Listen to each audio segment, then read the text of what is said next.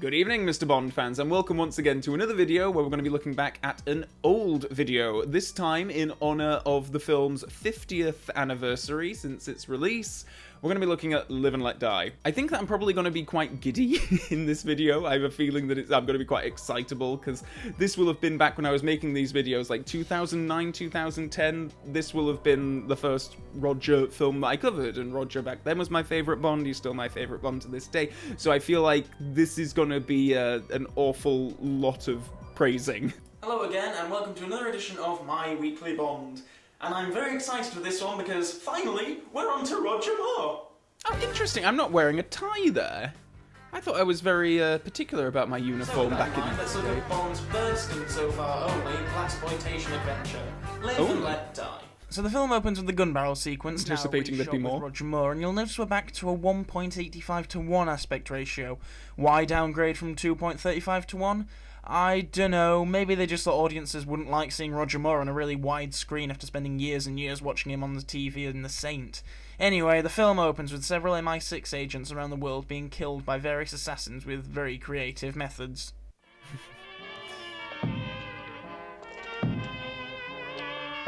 Oh, I sense a bit of shtick coming up. Funeral. Better show some respect. Whose funeral is it? Yours.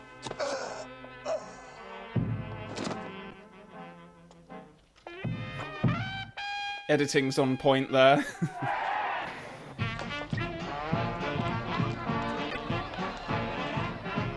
Now that's a funeral! Oh dear, oh dear, oh lord, oh.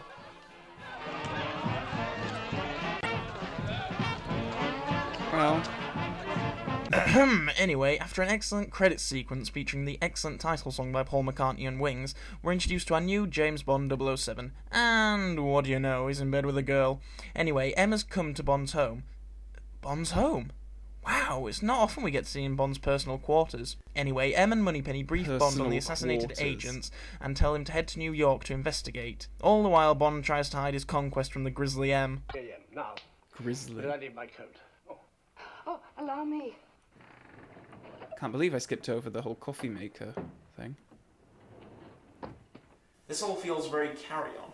It's notable that Desmond Llewellyn is absent from this film, so Moneypenny is relegated the gadget exposition role when giving Bond his magnetic watch. I've heard various excuses as to why Desmond Llewellyn isn't in the film, from scheduling conflicts to, get this, Q being left out of the film because he isn't in the book. But seriously, when has that ever stopped the Bond filmmakers? True. So true. Bond heads to New York, where he's taken to meet Felix Leiter, played by yet another new actor, David Henderson. Anyway, Felix and the CIA are investigating the operations of a Dr. Kananga, played by Yaphet Kotto, a dictator of a small Caribbean island called San Monique, where one of the murdered agents was killed. Anyway, Bond's driver is killed by a villainous henchman named Whisper. Bond follows Whisper, and after a bit of snooping around, is led to a place called the Fillet of Soul, owned by a gangster named Mr. Big.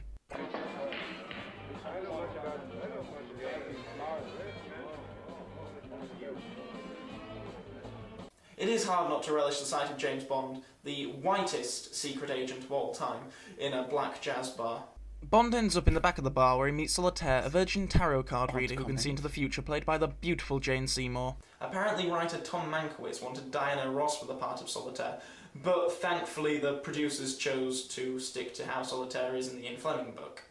Not that I've got anything against Diana Ross, but going by past and to come evidence, musicians should really not act in Bond films. Madonna bullshit.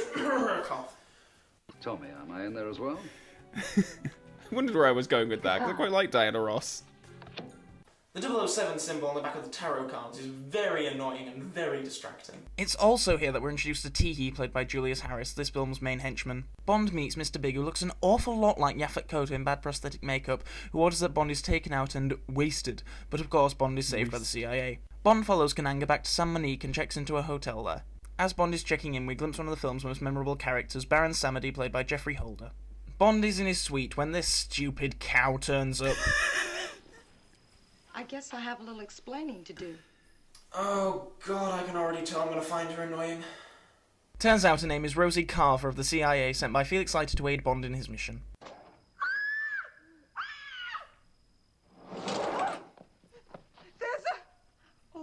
a snake. I forgot. I should have told you should never go in there without a mongoose. Oh, I should Love have that never line. gotten into any of this. I'm going to be completely useless to you. Completely useless. Yep. Really had it in for Rosie. Oh, for God's sake, shut up!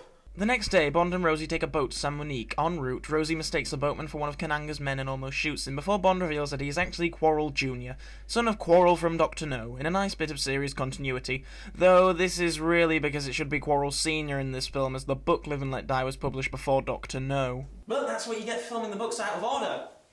Anyway, turns out Rosie's a double agent, and a pretty shit one at that. It's down there. Irrational hatred of Rosie Carver is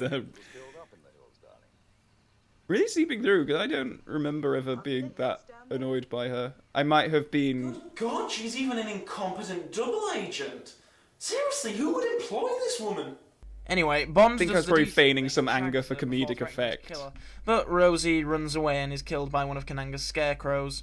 Bond finds Rosie and stands over her body, which does beg the question that if Kananga really does want Bond dead, why doesn't he just shoot him with the gun inside the scarecrow now? Or is this one of those single-shot scarecrows? Well, thank God she's dead. Later, Bond makes his way to Solitaire's house and tries coming on to her, but when she rejects him, he gets creative. Pick one.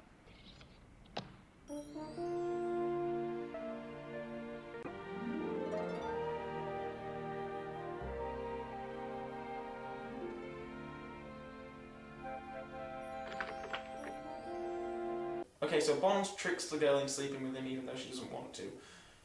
Good going, Bond. That's the hero. So, yeah, Solitaire loses her virginity to Bond and then whines about losing her future-telling abilities, and so is forced to help Bond bring down Kananga. Is there time before we leave? Absolutely. There's no sense in going off half-cocked. He's going to shag her again? God, the man's a machine.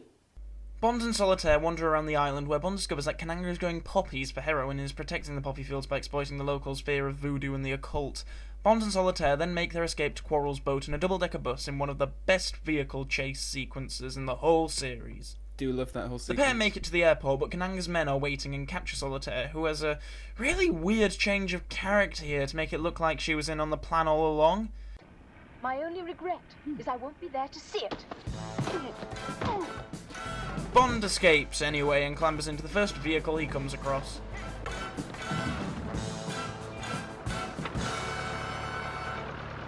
Yes, it's Mrs. Bell, everyone's favourite Bond girl.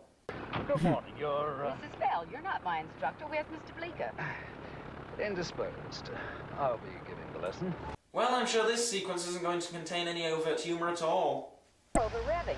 Holy shit. Same time tomorrow, Mrs. Bell? Bond gets back to Felix and the pair head to a New Orleans Philly of Soul restaurant, I love where Mrs. Bond Bell. is once again shuffled into the back room where Mr. Big and Teehee interrogate him as to whether he banged Solitaire and therefore robbed her of her future-telling ability. Bond says he'll only talk to Kananga about it, and then, shock, horror, gasp!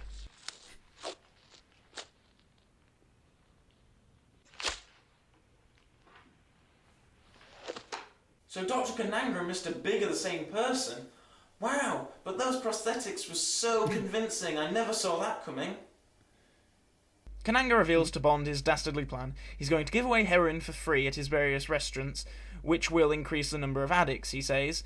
Giving away free heroin will also bankrupt other drug dealers, such as the Mafia, Kananga claims.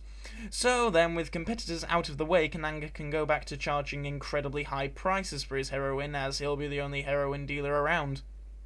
Kananga has Bond knocked out and taken away whilst he smacks Solitaire about for sleeping with Bond and losing her powers. Bond is then taken to a crocodile farm by Teehee and left on a tiny island in the middle of a pond full of crocodiles. Well, top marks for the creativity of this scenario, but once again the villains leave him alone. Don't they ever learn? Bond escapes by mimicking the Looney Tunes and running along the crocodiles' backs. Then he blows up the farm and escapes on a speedboat with various henchmen giving chase. Toby, Oh, here we go. Toby, I got me a regular Ben-Hur down here. Doing 95 minimum. Need any help, J.W.? Hell no! And we have fan favourite character Sheriff J.W. Pepper. Of course, when I say fan favourite, I'm being sarcastic. Incredibly sarcastic. That's interesting. I thought I would have been a bit more enthusiastic about Sheriff J.W. Pepper. Maybe I will be in a bit. Maybe I'm just making a comment about the fandom in general here as opposed to my own thoughts. But I did just want to pause just to say that I did very recently see Superman 2, and Clifton James is in that as a sheriff, and it's amazing that his performance of the sheriff in the the comic book superhero movie is more grounded and down to earth than his portrayal of the sheriff in the Bond films. But anyway, see how young Calvin responds to the rest of Sheriff J.W. Pepper. In a nutshell, the next 20 minutes of film basically consist of the bad guys chasing Bond around the bayous and to cope with the various comedy antics of Sheriff J.W. Pepper and the Louisiana State Police. Here are just some of my highlights.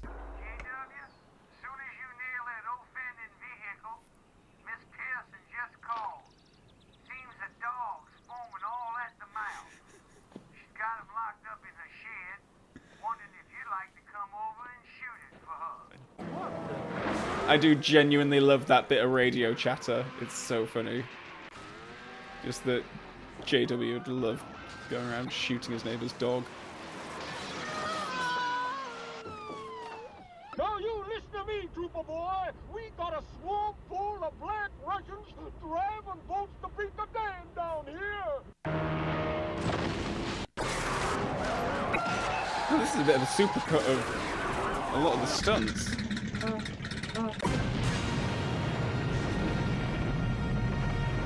I know it's not exactly popular to say this, but I kind of like Sheriff Pepper. Okay, there's no serious way I can justify him for being in this film, and Lord only knows what Fleming would have thought of him, but by God, I find him funny, and I'm glad they put him in this film. But, you know, seriously, the whole boat chase sequence is really one of my favourite sequences in any Bond film, and it's a great showcase for a lot of amazing stunts. Anyway, Bond heads back to San Monique to save Solitaire, who is about to be sacrificed or something by Baron Samedi, who Bond punches into a coffin of snakes. It's a bit of a shame that Bond and Samedi don't get more of a confrontation in this film, as Samedi's a really cool villain. Bond finds his way into Kananga's lair. Trouble! Yeah, give that man a gold star, Employee of the Month, right there.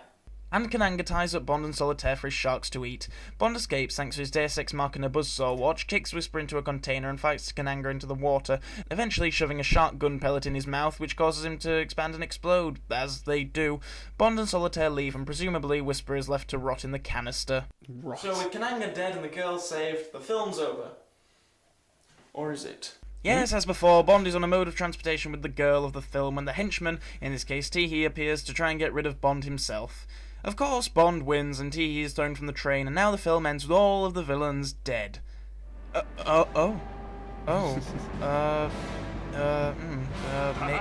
Maybe not then?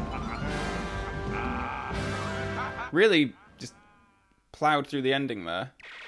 The whole third act, pretty much. But I'm glad that the positivity to Sheriff Pepper appeared eventually.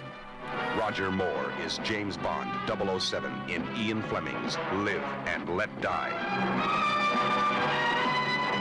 Yeah, I love Live and Let Die.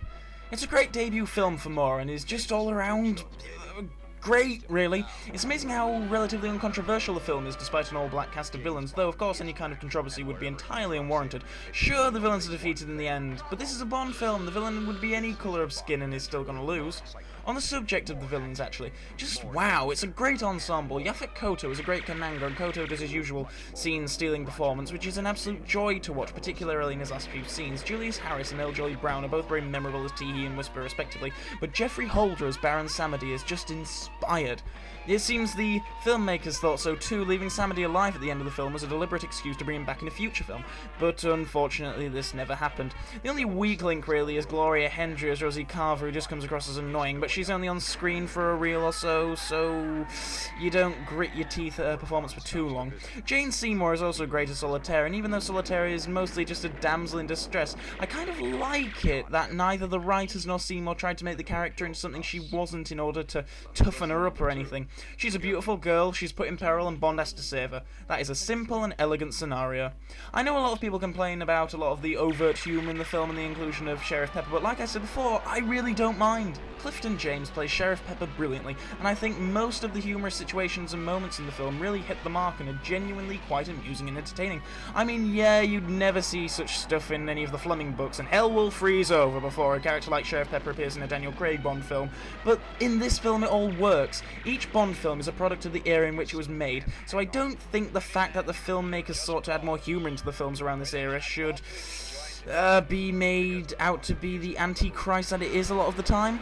Of course, one of my personal reasons for loving the film so much is Roger Moore. Moore fits into the role of Bond perfectly, though of course I'm going to say that, he's my favourite James Bond. I really admire Moore and the filmmakers for taking the Bond character that Connery had played and changed him to fit Moore's personal persona, which is something they've had to do every time a new actor takes on the part, otherwise they're just trying to recreate the role in the same vein as the guy before them. And we all know how that turned out for George Lazenby. But yes, Live and Let Die is pretty damn awesome and feels like a real step forward for the franchise, shedding its skin of Connery and starting afresh with Moore.